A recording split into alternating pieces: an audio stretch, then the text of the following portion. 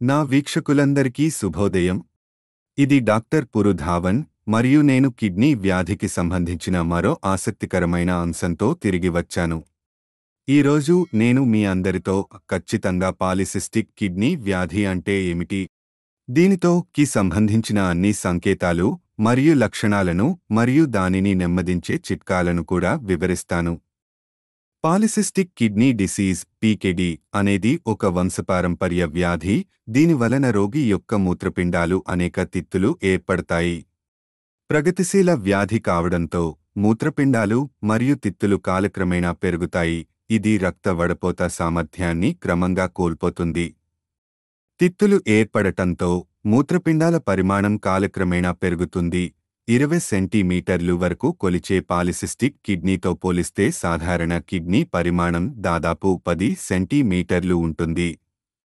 మన మూత్రపిండాలు కిడ్నీల అంతర్గత పనితీరుకు బాధ్యత వహించే నెఫ్రాన్స్ అని పిలువబడే వేలాది చిన్న పని యూనిట్లను కలిగి ఉంటాయి. తిత్తులు ఏర్పడటం నెఫ్రాన్లను అడ్డుకుంటుంది, క్రమంగా మూత్రపిండాల యొక్క మొత్తం పనితీరును తగ్గిస్తుంది మరియు అనేక సమస్యలను కలిగిస్తుంది. ఇంకా ఈ తిత్తులు నెఫ్రాన్లపై విపరీతమైన ఒత్తిడిని కలిగిస్తాయి.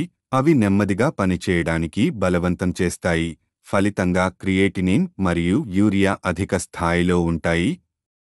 ఇప్పుడు పాలిసిస్టిక్ కిడ్నీ వ్యాధికి 2 వర్గీకరణలు ఉన్నాయి. మొదటిది ఆటోసోమల్ డామినెంట్ పాలిసిస్టిక్ కిడ్నీ వ్యాధి. ఈ రకంలో తల్లిదండ్రులలో ఒకరు కూడా ఈ వ్యాధితో బాధపడుతున్నారు, అందుకే పిల్లలకి కూడా ఇది ముగుస్తుంది. మరొకటి ఆటోరిసెసివ్ పాలిసిస్టిక్ కిడ్నీ వ్యాధిగా పిలువబడుతుంది. దీనిలో తల్లిదండ్రులు ఎవరూ ఈ వ్యాధికి వాహకాలు కాదు, అయినప్పటికీ పిల్లలలో తిత్తి నిర్మాణాలు కనిపిస్తాయి. పాలిసిస్టిక్ కిడ్నీ వ్యాధి యొక్క కారణాలపైకి వెళ్లడం. కిడ్నీ పనితీరు క్షీణించడం ప్రారంభించినప్పుడు శరీరం లోపల వ్యర్థ పదార్థాలు పేరుకుపోతాయి. నేను ఇంతకు ముందే చెప్పినట్లుగా క్రియేటినిన్ మరియు యూరియా స్థాయిలు పెరిగితే అది కండరాల నొప్పులు, వికారం, వాంతులు, నోటి దుర్వాసన మరియు అనేక ఇతర వైద్యపరమైన సమస్యలకు దారితీస్తుంది. పాలిసిస్టిక్ కిడ్నీ వ్యాధితో బాధపడుతున్న రోగి అటువంటి లక్షణాలను నివారించడానికి ఈ స్థాయిలను నియంత్రణలో ఉంచుకోవచ్చు. మూత్రపిండాల పనితీరు స్థాయిని పెంచడానికి పనిచేయడం సులభమైన మార్గం. తద్వారా వ్యర్థ పదార్థాలను శుద్ధి చేయవచ్చు మరియు నిర్ణీత వ్యవధిలో బయటకు తీయవచ్చు. ఇప్పుడు మూత్రపిండాల పనితీరు స్థాయిలను పెంచడానికి రోగి నెఫ్రాన్ల సంరక్షణపై అదనపు శ్రద్ధ చూపడం చాలా అవసరం. పీకేడీ రోగిలో తిత్తి ఏర్పడుతుందని మనందరికీ తెలుసు. ఈ తిత్తులు ద్రవంతో నిండి ఉంటాయి. ఇది నెఫ్రాన్లపై మరియు మన మూత్రపిండాల పనితీరుపై అదనపు ఒత్తిడిని కలిగిస్తుంది. అందువల్ల ఈ తిత్తులలో ఒత్తిడిని తగ్గించడం చాలా అవసరం. తద్వారా నెఫ్రాన్ల పనితీరు పెరుగుతుంది, తద్వారా మూత్రపిండాల పనితీరు పెరుగుతుంది. ఈ తిత్తులలో ఒత్తిడిని తగ్గించడానికి తరచుగా అనుసరించే విధానం ఏమిటంటే లోపల ద్రవాన్ని హరించడం. తద్వారా బాహ్య పీడనం తగ్గుతుంది. తగ్గుతున్న ఒత్తిడితో మూత్రపిండాలు మెరుగ్గా పనిచేయడం ప్రారంభిస్తాయి. తద్వారా క్రియేటినిన్ మరియు యూరియా స్థాయిలు పెరగవు. పీకేడీతో అదే మార్గంలో అభివృద్ధి చెందుతున్న మరొక వ్యాధి ఉంది.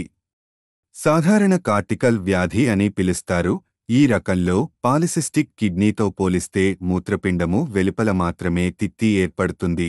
దీనిలో తిత్తులు బయటి మరియు లోపలి ఉపరితలంపై కనిపిస్తాయి. పాలిసిస్టిక్ కిడ్నీ వ్యాధి యొక్క మరొక అద్భుతమైన లక్షణం ఏమిటంటే కాలేయంపై కూడా తిత్తులు ఏర్పడతాయి. ఇది సాధారణ కార్టికల్ వ్యాధితో బాధపడుతున్న రోగిలో జరగదు.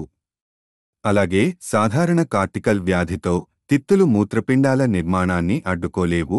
ఇందులో మూత్రపిండాల పరిమాణం 20 సెంటీమీటర్లు వరకు పెరుగుతుంది. నేను ఇంతకు ముందు వీడియోలో పేర్కొన్నాను. ప్రజలు సాధారణంగా ఈ 2 వ్యాధుల నివేదికల ద్వారా గందరగోళానికి గురవుతారు.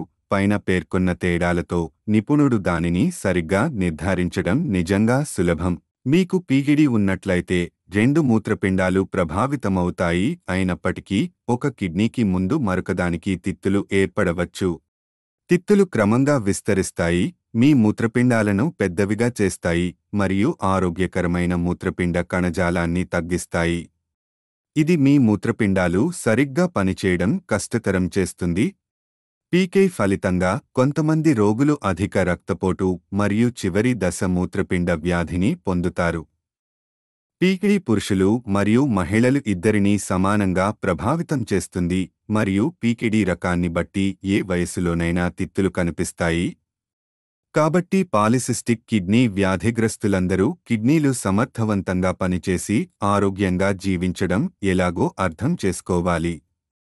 ఒక వ్యక్తి కిడ్నీ వ్యాధి మరియు అధిక రక్తపోటుతో బాధపడుతుంటే మూత్రపిండాల పనితీరు వేగంగా ప్రభావితమవుతుంది. మీరు తరచుగా తనిఖీలు మరియు మీ డాక్టర్తో కమ్యూనికేట్ చేయాలి. బాగా సమతుల్య ఆహారం అన్ని సమయాల్లో శారీరక దృఢత్వాన్ని నిర్వహించడం ద్వారా నిర్వహించడాన్ని సులభతరం చేస్తుంది. ఇప్పుడు ఈరోజు వీడియోను ముగిస్తూ నేను ప్రతి విషయాన్ని క్షుణ్ణంగా వివరించగలిగాను మరియు పాలిసిస్టిక్ కిడ్నీ వ్యాధితో కలిగే నష్టాల గురించి మీకు చెప్పగలిగానని ఆశిస్తున్నాను. లక్షణాలను అదుపులో ఉంచుకోవడానికి జాగ్రత్తలు తీసుకోవాలని మరియు ఆరోగ్యకరమైన జీవనశైలిని నడిపించాలని నేను సిఫార్సు చేస్తున్నాను. కింది వీడియోలో పాలిసిస్టిక్ కిడ్నీ వ్యాధితో బాధపడుతున్న వ్యక్తులందరూ అవలంబించాల్సిన చికిత్స పద్ధతిని నేను వివరిస్తాను. దీనితో రోగులు వారి జీవన ప్రమాణాలను మెరుగుపరచడానికి చేయవలసిన నివారణ చిట్కాలు మరియు జీవనశైలి మార్పులను కూడా మేము పరిశీలిస్తాము. ఇంకా మీరు ఏవైనా సందేహాలు ఉంటే నేను సమాధానం చెప్పాలనుకుంటున్నాను. దిగువ విభాగంలో మీ వ్యాఖ్యలను వ్రాయడానికి సంకోచించకండి మరియు నేను వాటన్నింటికీ సమాధానం ఇవ్వడానికి ప్రయత్నిస్తాను. అప్పటివరకు జాగ్రత్త వహించండి. కిడ్నీ ఆరోగ్యానికి సంబంధించిన మరో ఆసక్తికరమైన వీడియోతో వచ్చేసారి మిమ్మల్ని కలుస్తాను.